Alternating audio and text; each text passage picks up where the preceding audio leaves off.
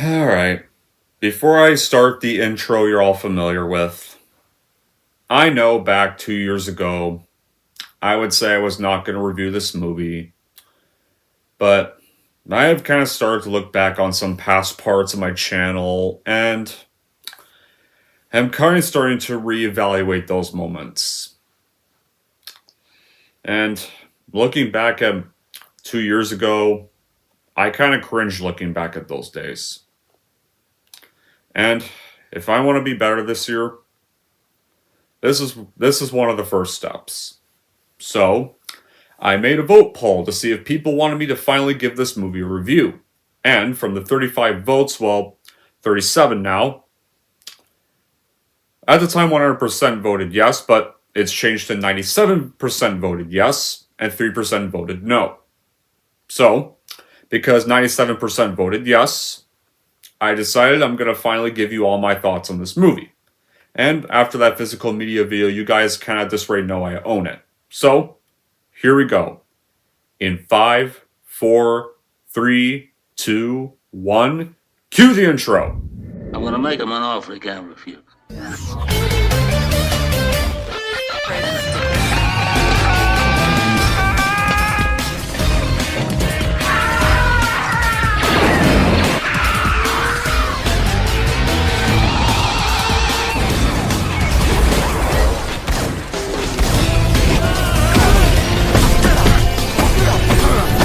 I'm not even supposed to be here today! Oh, fuck you!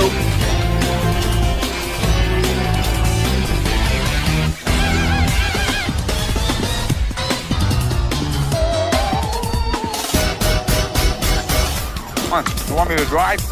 You're supposed to be suicidal. Remember, I'll Anybody drive. a drive? Get in the car. Fucking shit! Fuck me in the fucking ass! Fuck you, you fucking stupid cunt!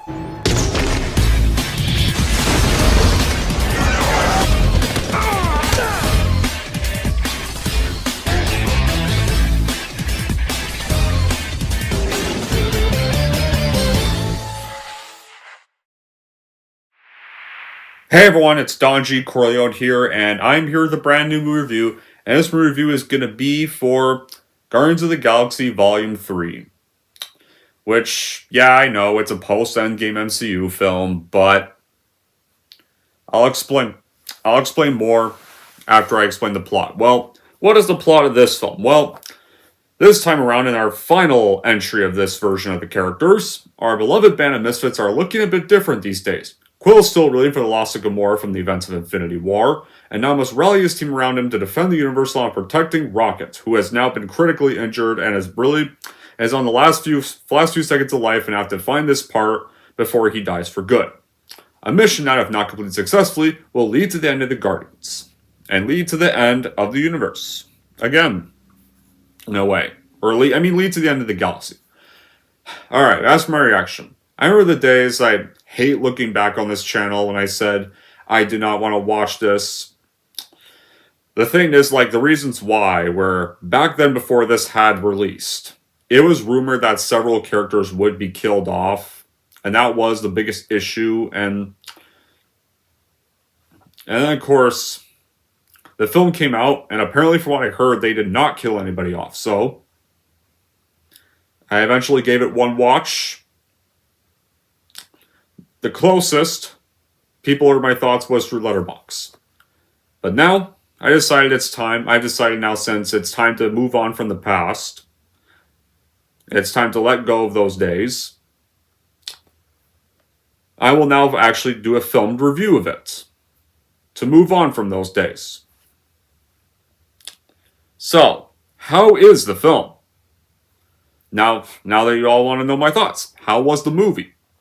Well, it's good, but I wouldn't say it's as overwhelmingly great as some would call it, because I did still have some problems with it.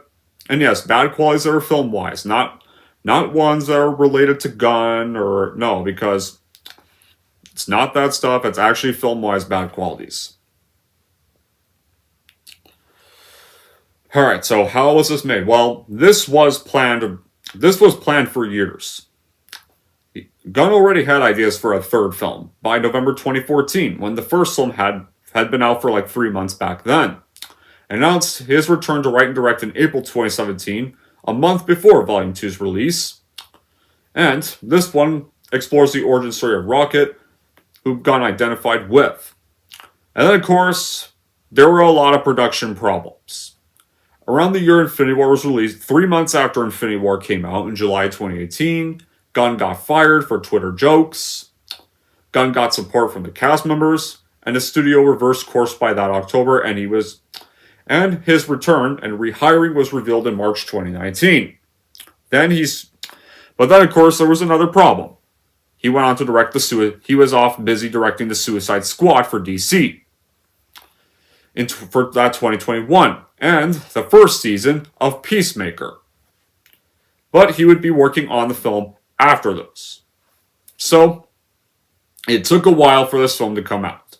Some new cast members like Iwuji and Will Poulter joined by the start of filming, and it took place at Troll Studios in Atlanta, Georgia from 2021 to 2022.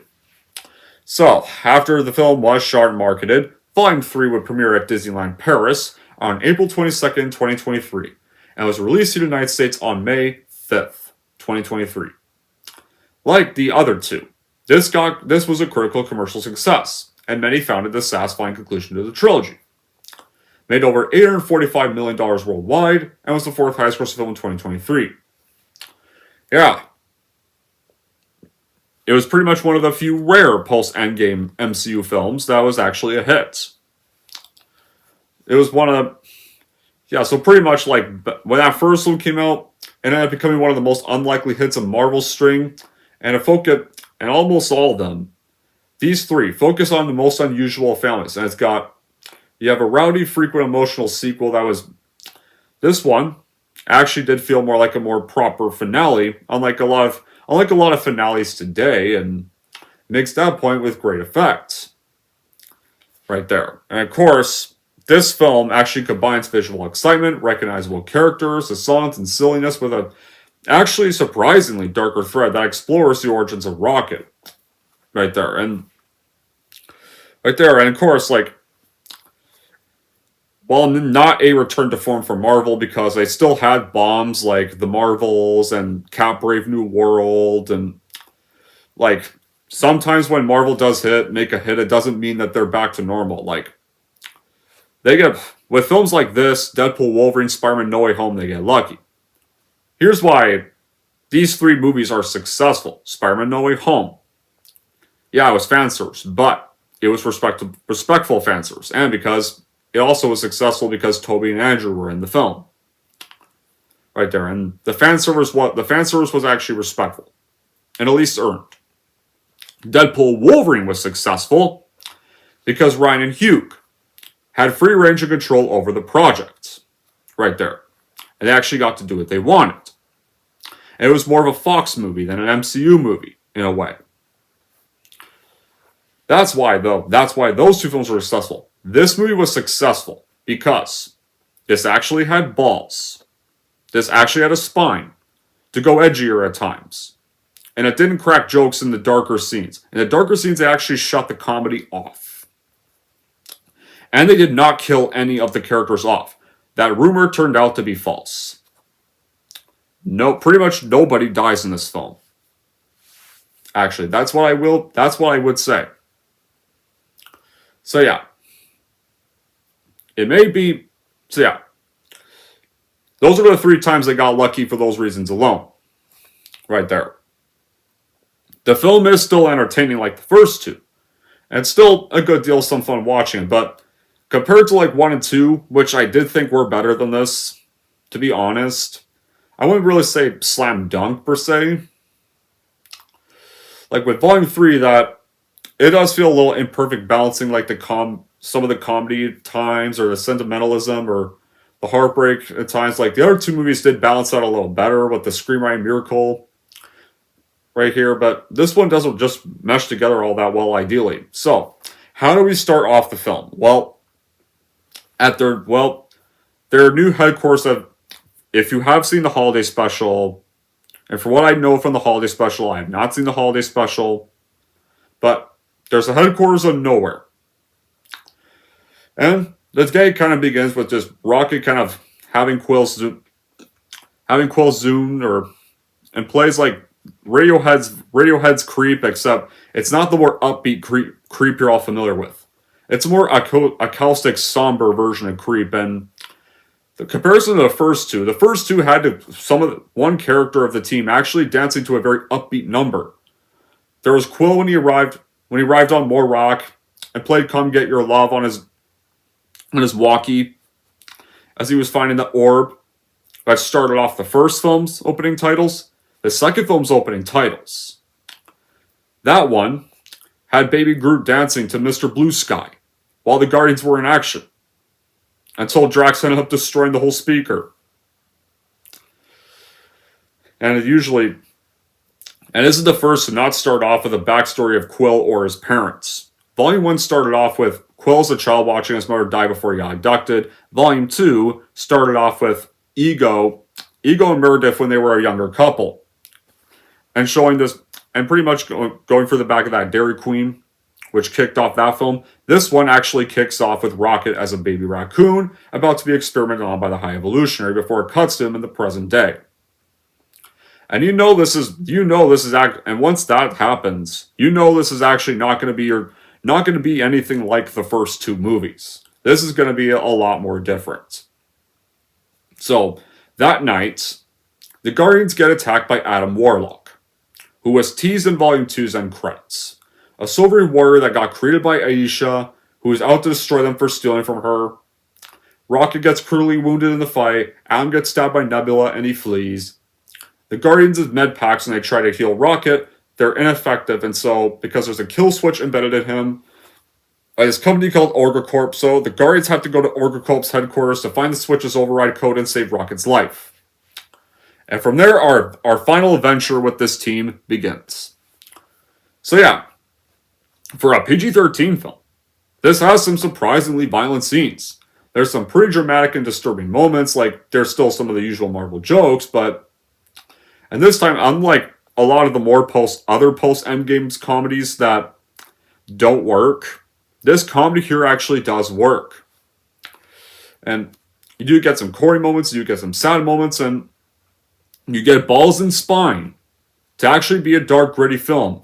And when those moments happen, the dark and gritty scenes, there is no joke or comedy into any of them. Whenever there's a threat in the film, they actually take the threat seriously, and it has some dark real-life subjects like child trafficking, sadistic animal testing, and they took all that seriously, did not try to make it some joke. At all. And so, the acting performances were also still perfect, much like the other two. The great showings from the entire cast in our last round as these characters. The CGI was great, and some of the character development was fantastic, especially for Star of the Most, which, honestly, this film was honestly his redemption after the mistake he made in Infinity War. And despite being over 149 minutes long, this actually didn't overstay its welcome, and there was some good stuff to make it worthwhile. So, now, before Gunn would go on to DC, he managed to close his trilogy nicely and left it in a way that others would continue with, and left it kind of in a way that actually felt pretty satisfying send-off for these characters.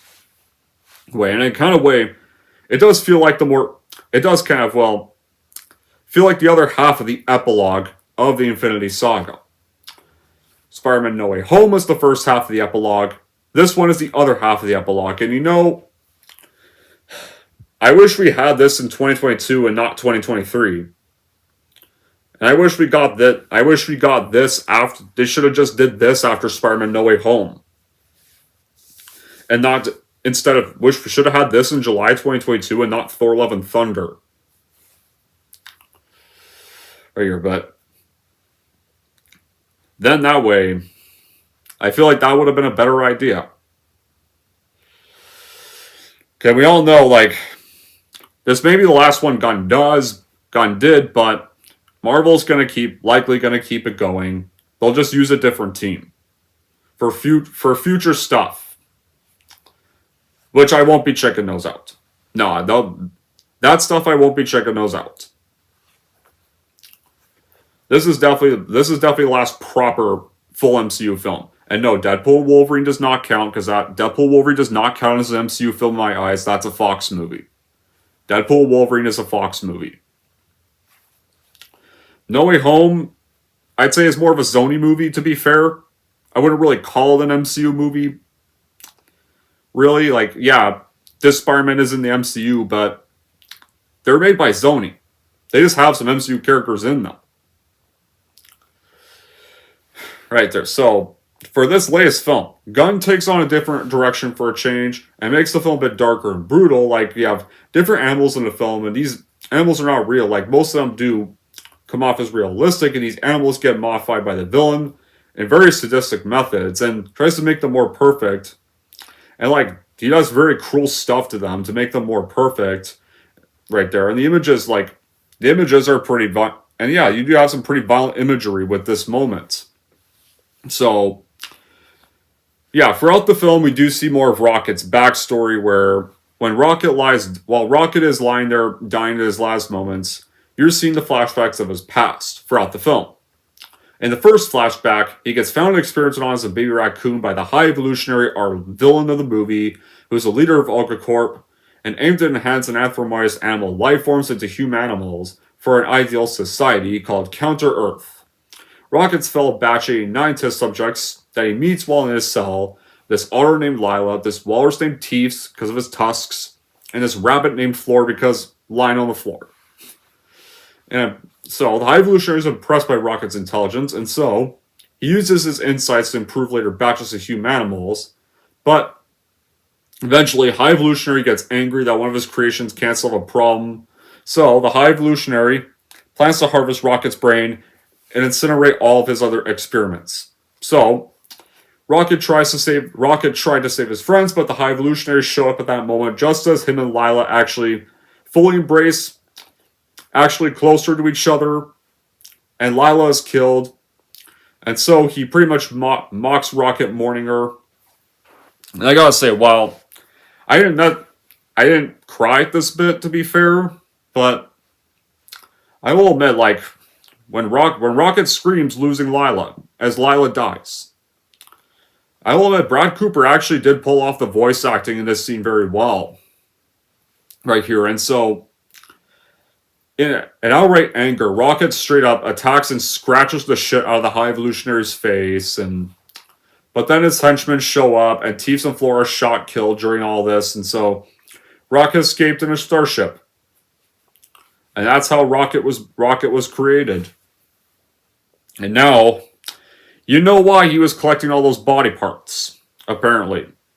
It was revealed because those any robot body parts he saw gave him memories of his friends. Like, for a while, I thought he was collecting those body parts because he was building some kind of robot or something. But now you know. And now you know exactly But now you know exactly the real story. So now those moments are just kind of sad to revisit. But I didn't really get emotional in these bits or when these characters died because, well, the thing is, I kind of already knew they were going to die when they got introduced, because here's the thing. They weren't mentioned in the first two films. And they were only in the trailers. They're only in the trailer scenes when it's just Rocket. And plus they're only in this movie, and you don't really spend much time with them other than just the flashbacks of Rocket's past. Like, with the first film, Al Groot dying and Yondu dying in Volume 2, those felt more emotional. Because in the first film, you spent more time with Al Groot as the team formed and got their character developments. After that movie progressed during the final fight, Al Groot sacrificed himself to save his newfound family. And then, of course, when he comforted Rocket when he was about to perish, we are Groot, and saved his family right there. So since you spend time with Al Groot and he saw his development, you actually felt that. You actually really felt the emotions there. Yondu. You already saw this character in Volume 1, and he was back for Volume 2. Volume 2, this one was actually his redemption arc. Right there, so... And it was also somewhat the closure to Quill's story, where Egon wasn't his father.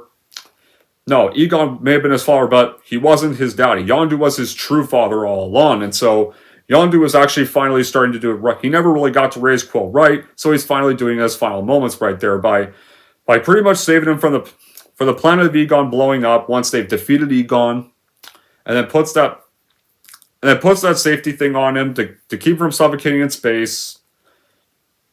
And yeah, so he pretty much dies saving Quill. So and plus you actually got to spend a lot of time with the character and actually see all the hell he went through, and actually got to see his redemption. So that definitely emotion was earned. So that's why that also felt more emotional. You spent time with those two. You saw character development in both of them. And their deaths were heroic sacrifices. Honestly, so these guys in this movie, they're only there for the flashbacks. They weren't mentioned in the other two films. So I didn't really cry when they died. So the flashbacks happened throughout the film. So meanwhile, during the present, the guardians are found by Ravagers. And you actually do see Stallone's Ravager cameo for Volume 2 actually back in this one. Back as a cameo again for this. And who has joined the Ravagers, well, is our alternate Gamora from Endgame, who is one of the problems I have with the film. Yeah. So yeah. This alternate asshole version of her, who literally mostly just bitches and whines the whole film, helps the Guardians infiltrate Orga Corp, and they do manage to get Rocket's file, but of course when they get there, Mantis fucks up with their spacesuits, accidentally gets them launched up into outer space, and they discover Thiel, who's one of High Evolutionary's advisors, removed the override code. So the Guardians and alternate post-Endgame Gamora reluctantly traveled to counter Earth to find him. So they're followed by Aisha and Adam, though, after the High Evolutionary, who we find out actually created the race, threatened to wipe out the Sovereign if they fail to retrieve rockets. So once we get to counter Earth, which is pretty much High Evolutionary's version of Earth, with all the other experiments he's created and aliens there, Drax and Mass remain with post-Endgame Gamora and unconscious Rocket, while Quill, Groot, and Nebula, they go to the High Evolutionary's Arete Laboratories complex, and I will admit, like, this scene right here actually is pretty funny. Like, while they're trying to find out the High Evolutionary's location, there's a moment where Drax keeps trying to line a sofa, and they tell him to stop. That actually was pretty funny. When they arrive there, this girl passed Drax's ball, and when he tries to throw the ball, accidentally hits her in the face, and so they all start hitting the Guardians in the ball, Guardians with balls. Those were funny bits. And this other funny bit was when Quill and Nebula get into this counter-Earth car. Quill's able to get in it just fine. Nebula's having a hard time getting in. And so he just listed Quill's instructions, and this is one that was definitely the most surprising to hear. The last thing he says was after Nebula figures out how to hold the handle, now open the fucking door. Those three scenes were funny. That's definitely comedy in Marvel done right. This is how you do comedy in Marvel today. Like, it's not overforced right here, and it actually works well because this counter-Earth thing is not really well designed, and plus, well, Nebula's a cyborg and isn't really familiar with human objects, and also because when Quill's bad at driving is because he was abducted to Earth when he was 8 years old, so he obviously doesn't know how to drive a car. Right there, like, I was 8 years old when I left Earth. I don't see you volunteering. So yeah, this is why these scenes here are funny. But so when they get there, the guards make Nebula wait outside because she has a bunch of weapons on her. So Quill and Groot have to enter just themselves. They enter Arete. Drax, on the other hand, does not like the idea of having to stay at the ship, so he tricks Mantis into following Quill. So it's now just Gamora at that ship, while Gamora's using the bathroom. The ship comes under attack from Adam and Warpig, but Adam and Warpig are actually against each other because Adam's trying to actually save the Silverane race. Well, even though Warpig tries to clarify that they're working for the same person, Warpig's actually trying to retrieve Rocket, but Gamora saves unconscious Rocket, or post-Endgame Gamora, that is. Right there, Warpig, guys. Warpig's one of the Evolutionary's Hellspawn creations, who is actually voiced by an actress who actually did appear as Maggie Lane in the Ant-Man films, Judy Greer. And another thing I forgot to mention earlier when I was explaining Rocket's past, Lila is actually voiced by the actress who played Hawkeye's wife in the Infinity Saga, Linda Cardellini. So you do have so right here you actually have two MCU actresses actually playing different roles for this film, or technically, or voicing more. So yeah, some interesting animals like Gunn, along with the people that worked on the visuals for the film, they do portray the aliens in different, very creative ways. With both visual and makeup effects, it really seems like you're actually watching a Star Wars or Star Trek film here. Although all explosions aren't too credible here. There are some explosions that you can kind of tell is a little green screen at times, but doesn't really take away from the believability of the film. And the exploration of Rocket's backstory, even despite already kind of knowing that his friends were going to die when they got introduced, that was the most intriguing part of the film. I'm glad we got to see his backstory depicted on screen. It wasn't explained. It wasn't just one scene and then it's over. His actually backstory happens throughout. We actually see his backstory and flashbacks throughout the whole film. And they stop right at the middle of the movie. It's a narrow choice, with one character, that I'm glad they actually did it here. I'm actually glad they expanded on the backstory a little bit more. And now, as for the villain himself, High Evolutionary, is he a memorable villain? Not exactly. However, what does make him a good villain is this. He was actually evil! He had no remorse bullshit. He had no backstory bullshit. Yes, it was nice to finally see a villain with no sympathetic backstory crap and just be pure evil, a monster, and a hypocrite in a way, because he acts like he's doing good things when destroying planets and torturing animals and just destroying creations because of his hatred for how they are and how they don't go his way. And not giving any damns about life at all. See? This is how villains are supposed to be. They're not supposed to be sympathetic. Villains are evil. They are bad people. They're supposed to be evil and get punished. Or be killed at the end. Why can't we have more of that? Why can't we have more straight up evil villains in today's world? Why can't we just do that? Right here. I'm tired of sympathetic villains, so it was refreshing to actually see a guy actually be evil for a change. And honestly, now, even though I've kind of found Egon to be a better villain than, kind of found Egon to be the better Guardians villain, but he's definitely a step up from Ronan. Ronan was just more of a generic kind of bad guy. This guy, he's not as grave a villain as Egon, but I definitely like how evil this guy is. And he's not, and I say I've seen, and honestly, he's definitely better than some much more generic Marvel villains, but he doesn't come close to someone like, let's say, Thanos, or what else can I think of, or Ironmonger from the first Iron Man movie, or Loki even, or no, the Winter Soldier's an anti-hero. Zemo. Or, despite the fact Zemo has a sympathetic backstory, it's not that didn't get forced onto the viewers. And Hela from Thor Ragnarok was a pretty entertaining villain. Right. Yeah, that's what I can think of. It's definitely what I can think of. Now, as usual with the franchise, the soundtrack was very phenomenal. And the comedic performances and the action sequences are definitely still on par with the previous films. And of course, the stuff that references animal testing here and experimentation is conveyed brilliantly well in the large context of the whole. In a film that's supposed to be like colorful and absurd and with a sci-fi galaxy setting, like, and the climax is easily very satisfying.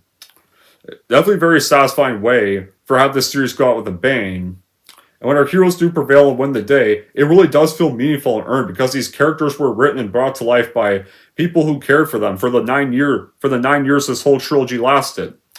They started off in a first film. They started off in a sequel. I was kind of the other half of the first film. Then they appeared in Avengers Infinity War, which they had to be in Infinity War because Thanos was in that film, and the Guardians have a connection with Thanos with half their past. Gamora and Nebula were raised by Thanos. Thanos had killed Drax's family. They kind of had to be in Infinity War and Endgame. They have a connection to the big bad. And now, then they had a holiday special, which I have not seen, but I have heard about what happens in the holiday special. And up to this film. First film came out in 2024. No, first film came out in 2014. I almost mispronounced the years. First film released in 2014. This film came out 2 years ago in 2023.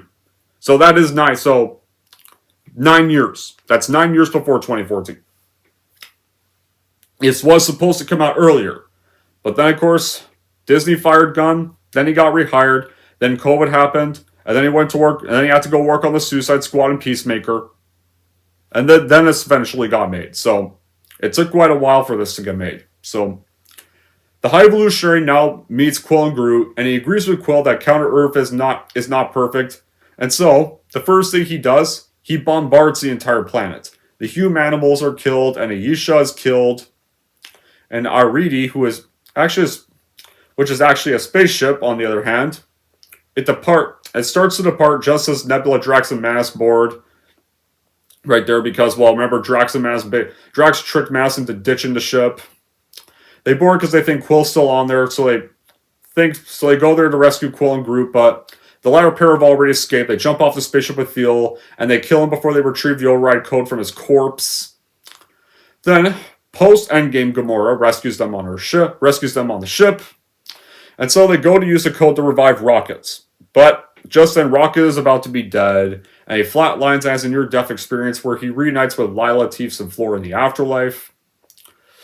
And as he is in tears seeing them again, is about to ready to cross with them, but Lila stops him from entering, tells him his time has not yet come. And so, Lila sends Rocket back to his body, and Quill succeeds in disabling the kill switch and restarting Rocket's heart, and thus, Rocket is officially saved from death. Now, right here, guys, right here, this was the scene where Swift's Star-Lord's redemption, because Infinity War, he was unable to grant Gamora's request to kill her, so Thanos wanted to know his Soul Stone, and when he finally did try to go through with it, Thanos turned the gun to Bubbles, and then kidnapped Gamora, and so eventually he got the Soul Stone out of her by torturing Nebula, and so they went to nowhere, and it was revealed that how you get the Soul Stone is you have to sacrifice somebody you love, and so it turns out Thanos actually did love Gamora, so he killed her. Like that.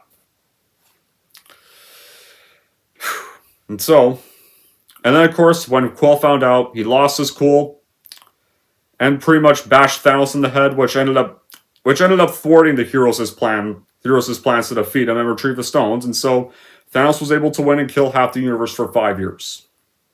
Until it got reversed. Right there, and so right here though. This time around, when they're trying to get the code into Rocket, he refuses to let Rocket die, despite post-Endgame Gamora telling him to just let Rocket go. He literally snaps back, "I'm not letting him go." And that's such great acting for Pratt right there. You really do feel emotion Star-Lord is going through in that moment. And actually manages to succeed in saving him from death. Right there. So this was literally the character's redemption for Infinity War. So Drax, Nebula, and Mantis are inside the High Evolutionary's next batch of test subjects, which are these humanoid children. But then the High Evolutionary captures the three, just as they find out that Rocket is alive, and Nebula is overwhelmed with tears when she hears Rocket's voice. And so Quill, Rocket, post Endgame Gamora, Groot, they orchestrate this rescue, and it leads to a battle against the High Evolutionaries' forces. And meanwhile, back to Kraglin, who throughout the film has this subplot where he argues with Cosmo, this dog they adopted, about her being a bad dog from the beginning of the film. He opens fire on Aridi with Nowhere and then helps to save the Nowhere citizens from a counterattack by the High Evolutionaries' Hellspawn. And right here, he actually does see a hallucination of Yondu telling him how to control the arrow, and he finally masters it well. And also does get help from Cosmo in defeating some baddies, and he finally admits that she's a good dog.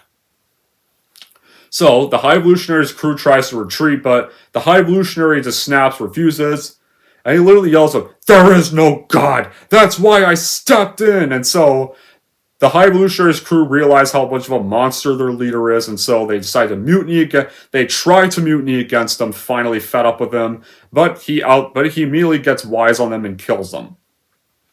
So yeah. Meanwhile, before they can be killed, Drax, Nebula, and Mantis manage to befriend these three monstrous obelisks, these alien creatures, to escape and reunite with the rest of the Guardians.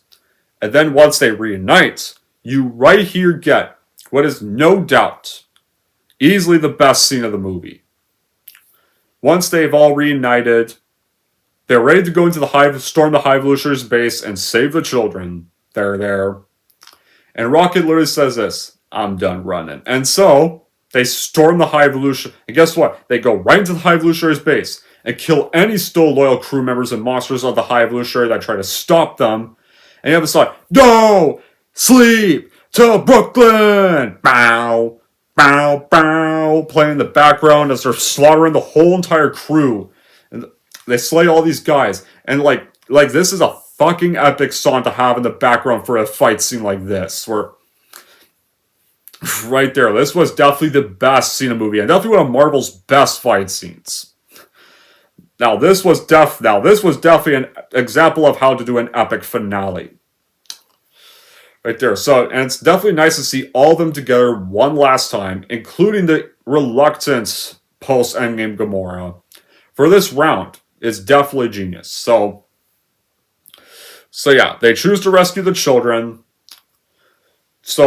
And then they eventually find the children, and they escape to nowhere via this tunnel that's constructed by Cosmos telekinesis.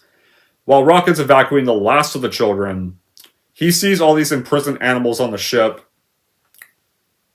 and he sets free these baby raccoons. Finally accepts that he is a raccoon after all, because throughout the films, whenever people call him a raccoon, he always did not like that and got mad when anybody did that. But right here, he's now pretty much realizes he indeed is a raccoon when he rescues all these baby raccoons that are caged up, and he sees all these other animals on the ship. But then the High Evolutionary shows up, he gets confronted by the High Evolutionary, and during this attack, the High Evolutionary literally quotes, "You are Abomination 89P13." And of course then, when Rocket gets up and aims Rocket, Raccoon, and then shoots the High Evolutionary, and then the rest of the Guardians beat the shit out of him, and ends with post-Endgame Gamora stabbing him right in the stomach and peeling off his face, which it shows like what Rocket did to the High Evolutionary's face. He didn't just... The reason why he has that stretched up RoboCop-like face is because Rocket did a little more than just scratch him. Let's just say that. Literally made his entire face a chunk of flesh. With like a popped out eyeball, a scratched eyeball, half a missing jaw even. And no, they don't just... And no, they actually literally show this to you in close-up. Right here. It shows exactly what Rocket did to his face the day he shot and killed Lila and mocked his grief. Although right here, and he literally says, "Look what you did to me. All I wanted to do was to make things perfect." You didn't want to make things perfect. You just hated things the way they are. And we're right there. And then of course, one of the problems I do have though is that instead of kill the High Evolutionary, like what Drax says, kill him. No, because I'm a Guardian of the Galaxy, and I wish they killed him, to be fair. I don't really like they spared him, because this guy did a lot of unspeakable shit. They should have killed him. Like, I actually wanted this villain to be killed. If they had killed him, it would be very satisfying. Then it would be even more satisfying. I wanted this guy dead. Right there, and I actually, like, that's one of the few times whenever Drax says to kill somebody, it's not done for comedic purposes. Like, even Drax despises, clearly resents this guy and wants him dead. So yeah, but, so they now rescue all the other animals that are trapped on that ship. Like, and guys, they don't leave him to die on that ship. They actually, Drax does carry his body out, and there is a deleted scene where it shows Rocket, and apparently there's a deleted scene where it shows Rocket and having him arrested and imprisoned on Nowhere. That deleted scene is on YouTube. You can go check it out if you were still keen on watching the film. That is. But if you're still not, then that's fine. But yeah. So they escape to Nowhere, but sadly though, Quill loses his Zoom and tries to go back to get it, but he falls near the whole ship area, and so he uses this host to try to get back to Nowhere, but it doesn't have much energy, and so Quill nearly puffs up and dies trying to reach Nowhere. But just when it looks like they're gonna do this cliche again, and this is a cliche I'm very tired of seeing, and this was one of the things why I was skeptical about the film before it came out. Right here, like, this is what I was referring to. Before Quill fully dies in space, Adam Warlock does manage to save him. Because, like, Groot had earlier rescued him for Arita's destruction, so right there, before he could attack again, he just passed out, but Groot spared him because everyone deserves a second chance, and so yeah. He saves Quill and gets back to Nowhere. Now, for the rest of the final showdown. Love the No Sleep Till Brooklyn hallway fight. That's definitely was awesome to see. As satisfying as it is to see the High Evolutionary get the shit kicked out of them, like I said before, I wish they killed him in the end, because I definitely would Drax on that bit. That's one of the few times whenever Drax says to kill somebody, it's done for laughs and it's done for comedic exaggerated purposes. Like, no, it's clear that kill him, he says, was actually straight up serious. Like, it's clear Drax wants this guy murdered, and he really means it. Like, it's clear that once he saw those imprisoned children, that clearly made him want the High Evolutionary straight up dead. Right there goes, like, whether there he actually was the first of the Guardians to bond with the children since he had a family before, so in a way he kind of has a new family with these kids now, and right there is able to understand their Jupe language, which means friend. Right there, which that was also pretty cute and funny when he's making monkey noises to cheer them up. Like, once he saw those captive children, it's clear he wanted this High Evolutionary guy to be killed. And also because of what he did to Rocket and Counter Earth in general. And plus, like, not to mention, the reason why I wish they killed High Evolutionary is because in the first two films, like, the Guardians killed Ronan, they killed Egon in the last two films, so yeah, I wish they still killed the High Evolutionary here. I mean, they killed their last two foes. And it was definitely nice to see Quill not die for a change, because I'm getting tired of main characters dying nowadays. Like, it's getting overused now. Like, it was fine for stuff like Logan, and because, like, back when Logan came out, that cliche wasn't being as overused to this point. And yeah, Deadpool Wolverine came out, but that Wolverine is a different Wolverine. That's the one from a different timeline. The Wolverine from Logan is actually dead. For good.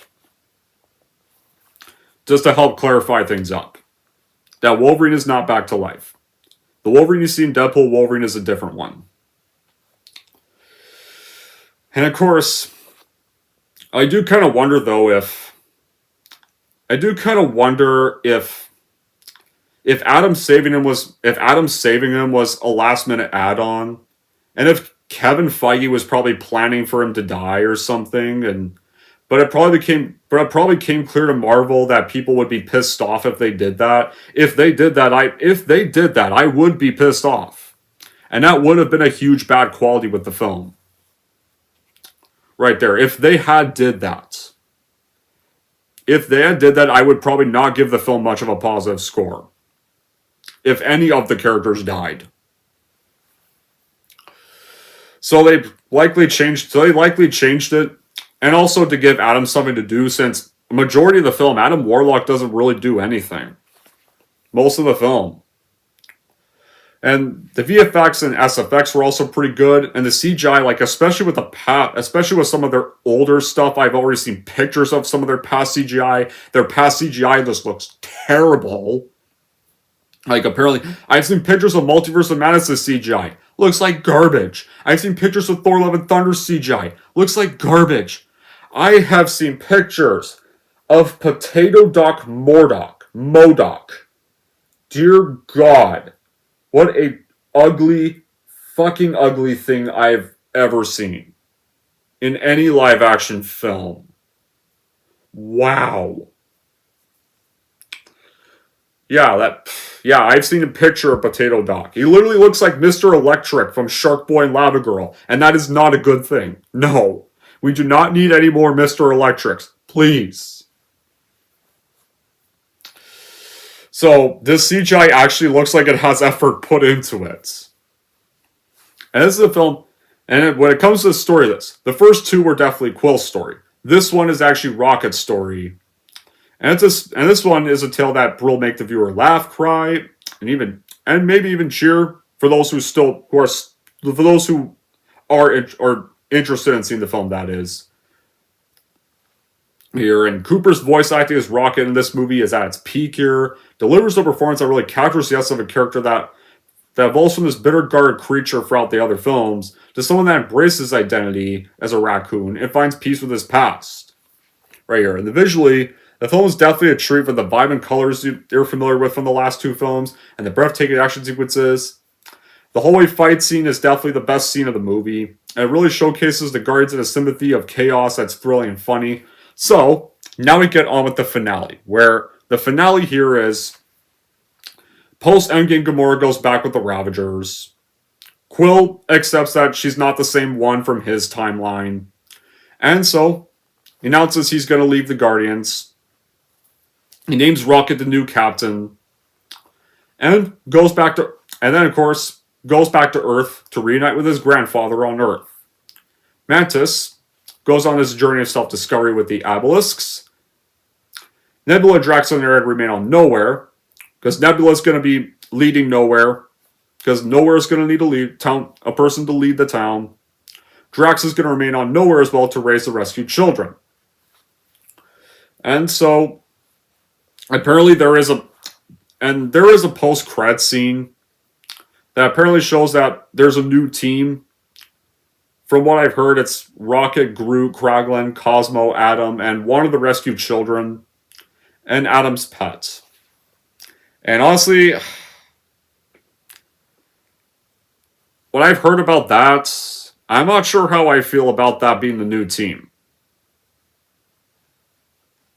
I just don't really know, to be fair. Plus to be fair, if they make any other future Guardians films, I'm not gonna check them out because the multiverse stuff I'm retired from. The multiverse MCU, I'm retired from that. It's like, this is technically the epilogue of the Infinity Saga because they don't mention any multiverse stuff. They don't set up any multiverse films. They don't tease any of that stuff at all in this movie at all. This actually feels a little more like a finale right here. Kind of like the epilogue to Endgame in a way. Like that and No Way Home and Far From Home are the epilogues. Black Widow is literally set before Infinity War. So that's technically still an Infinity Saga film. And honestly that should have not been released after Endgame. That should have been released a month before Endgame and not Captain Marvel. Like, when this scene announces when the Guardians are disbanding, I like that they reuse a score that played when Quill's mom died at the beginning of the first film to start off the trilogy, and showing it all come first full circle. And you actually get to hear Groot say, "I love you guys." Which Gunn confirmed that from the Guardians' point of view, that is still him saying, "I'm Groot," but the audience can now fully understand Groot, so that's why he actually said that to the audience. Why we hear him say something else is because we're now familiar with him. And then a dance party nowhere happens. There are some that criticize Quill's ending with him reuniting with his grandfather because of how very old his grandfather is. But to me, I think it's a perfect send-off for the character. Because now this scene goes is we see him walk in the empty streets of a neighborhood. He arrives at the house of his grandfather that is still alive. And he tearfully reunites with his grandson after all these years. Like, for all those 9 years, many were wondering where his grandfather was, ever since that first one, when we only saw him in that beginning scene on Earth. And originally, the first one was going to have a credit scene of him waiting for his grandson, but Gunn felt that'd be way too depressing, so he took it out. And now in this last few months, or maybe last few years, he can finally spend that reconnecting with his grandson again. And his grandson can tell him all about his adventures in space. So, I think it's a perfect send-off for the character. In fact, this ending actually gave me Rambo 4 vibes in a way. Because like Rambo 4, because much like this, Rambo 4 literally ends with Rambo going back home to see his dad, what was supposed to be the last Rambo film, what should have been the send-off. We did not need Rambo 5. Rambo 4 is where they should have stopped. He gets back home to Arizona, and the credits was him walking all the way back to his house. That was a perfect way. It actually felt like watching that again. But that is how Volume 3 ends. And it's actually decently enjoyable. One of the best MCU films? No. Not one of the best MCU films. I'm going to have to say that. Because I like Deadpool Wolverine a lot more. And I like the first two films a lot more. I like Captain Winter Soldier a lot more. It was averagely good. The weakest of the trilogy, but not as bad as I feared it would be. Decently good enough. Not a frequent watch. Not a frequent rewatch. Now that leads me to the bad qualities here. It's some of the characters here, characters like Drax, Mantis, and Groot. Well, Drax does get a good send-off when raising those alien kids, he does get a good send-off right here. It's mostly Mantis and Groot that really just don't really have much to do most of the film. Drax eventually does get some stuff to do in the finale, but Groot doesn't really get much of a role in the story. Now, and of course, this version of Gamora. Yes, I know this is the one from Endgame. This is the alternate timeline one because the one from Quill's timeline is dead. This version was insufferable to get through. Most of the film, bitches and whines a lot of the time. And only really takes part in the finales because she's kind of forced to. In a way. And is pretty much stuck on that ship most of the film. Yeah, most of the film she's miserable and rude. And if she says she doesn't really care about them so much, then why did she even team up with all the characters at the end of Endgame? And even suggests multiple times that they just let the High Evolutionary take rockets. If you're going to include this version of her in the film, either give her proper character development, or just don't have this version of her be in the film. Simple as that. Adam Warlock also got nothing to do. Volume 2 did tease him that he would likely be a major antagonist, but he only gets a few scenes and doesn't really feel that important to the storyline until the finale when he rescues Quill. And plus, Aisha didn't really need to be in the film either. Because she also gets nothing to do either. And I do wish we didn't really have post-credit scenes. It's not ones that tease future MCU content, but the post-credit scene we got just still felt weak. And yeah, and other than those, Volume 3, decently enjoyable. More of a stream movie though. So in the end, Volume 3 is more of a stream online for those who are fans of the last two, and those that want to see a tolerable post-Endgame MCU film, if they're not MCU retired. If they are not MCU retired, that is. That is not multiverse related and more of its own thing. Anyways, that's it for my review of Volume 3, and if you're any hungry Volume 3, here's how I'm going to rank this movie. So overall, if you love the first two and want a better Marvel film today's era, then I would definitely just stream this one online, if you're not MCU retired, that is, because while it is a better post-Endgame film, it's not as memorable as 1 or 2. If we're in Hungry Volume 3, I'm going to give Volume 3 a 7 out of 10. Alright, there we go, guys. That wraps up my review for Volume 3. Now, some of you are going to be asking, Don, what made you change your mind to review this? 97% voted for me yes to do it. And, well, and also, same reasons as Deadpool Wolverine. This is not a multiverse film. Like, this is not really a multiverse saga film. This is technically more of the other half of the epilogue to the Infinity Saga. Wait, Deadpool Wolverine, I made an exception for as well because that's not an MCU film.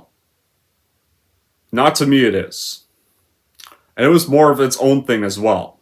So, but everything else, I'm retired from everything else. Everything else I'm not doing. Okay? It's just this, Deadpool Wolverine, that's it. Alright? I really mean it this time. I'm actually done. So until then, that'll be it for this review. Thank you all for watching. If you like this and want to see more, don't forget to like, subscribe to Don G. Corleone.